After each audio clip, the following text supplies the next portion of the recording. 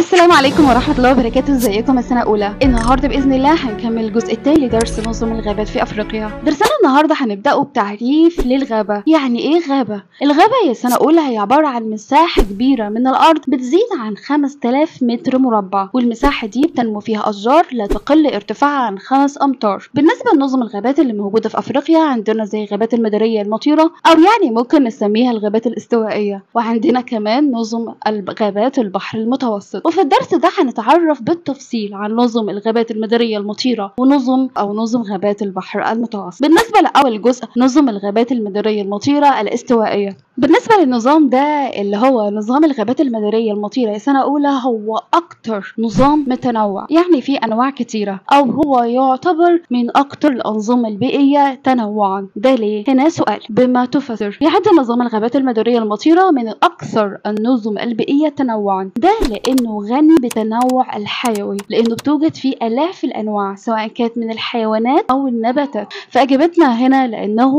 غني بتنوع الحيوي، حيث يحتوي على آلاف الأنواع من الحيوانات والنباتات. اللي هنعرفه عن نظام الغابات المدارية: الموقع الفلكي والجغرافي ليها، وكمان الخصائص المناخية، وكمان الخصائص النباتية والحيوانات والتربة، وإيه أهمية الغابات دي. طيب بالنسبة لأول جزئية هنتعرف على نظام الغابات المدارية، وهو الموقع الفلكي والجغرافي.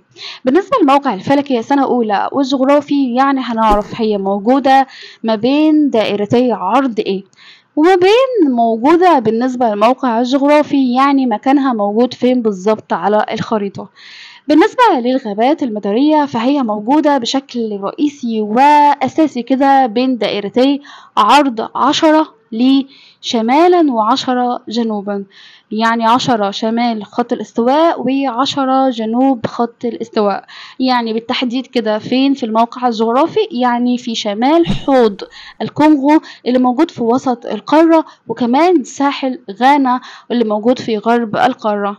وطبعا موجود بعض المناطق كده البعيدة شوية نسبيا عن دائرة الاستواء، زي كده في الجزء الشرقي من جزيرة مدغشقر. طبعا ده بالنسبة للموقع الفلكي والجغرافي لغابات المدارية. طب بالنسبة لتاني حاجة أو جزئية نتكلم فيها عن الغابات دي، هي الخصائص المناخية. يعني إيه؟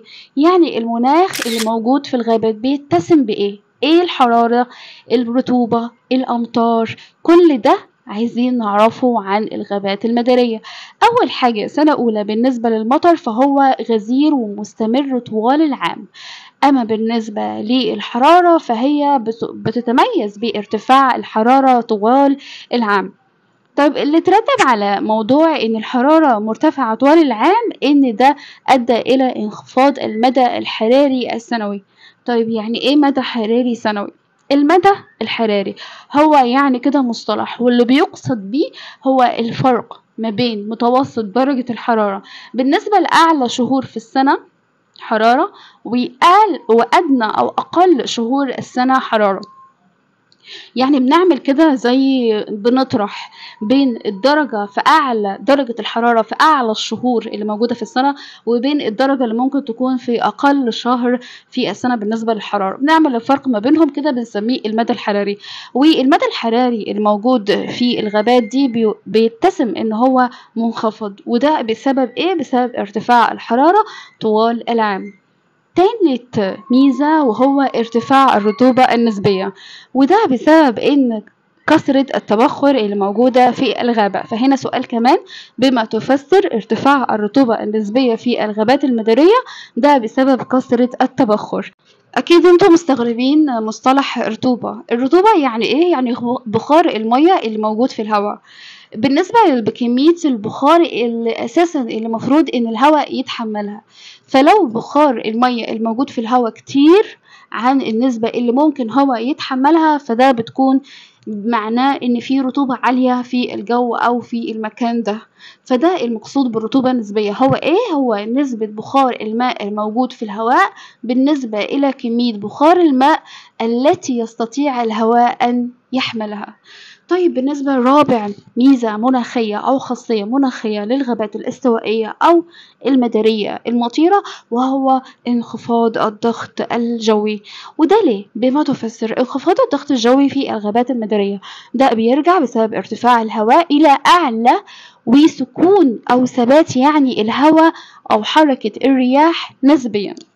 فأنا هنا عندي الخصائص المناخية هي المطر الغزير طوال العام، وارتفاع الحرارة طوال العام، وارتفاع الرطوبة النسبية، وانخفاض آخر حاجة انخفاض الضغط الجوي. تاني حاجة عايزين نعرفها عن الغابات المدارية وهي الخصائص النباتية، يعني نظام النباتات والأشجار اللي موجودة في الغابة دي. معروف طبعا إن الغابات بتكون أشجارها كثيفة، يعني مفيش مسافة بين الشجرة والتانية، وطبعا الأغصان بتكون متشابكة، واللي ده أدى إلى إنه طبعا صعب جدا وصول ضوء الشمس إلى أرض الغابة، وده اللي أدى إلى إن النباتات المتسلقة والطفيلية بنسبة كبيرة موجودة في الغابة. من أشهر الأشجار اللي موجودة في الغابات المدارية زي الماهوجني والأبنوس والمطاط والكاكاو والموز والمانجو.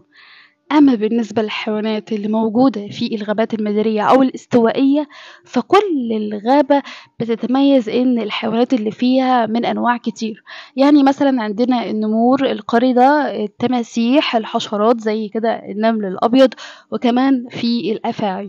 بالرغم إن الغابة مليانة بالعشب والأشجار الخضراء، لكن يندر في الغابة وجود الحيوانات الضخمة في الحجم من آكلة العشب، ده بسبب إنه طبعا صعب جدا إن الحيوانات الضخمة تتحرك في الغابة من بين شجرة وشجرة، لأن المسافة بين الأشجار هتكون قريبة جدا، لأن الأشجار في الغابة معروفة بالكثافة أو إن هي كثيفة، يعني بتصغر المسافة ما بين الشجرة والتانية.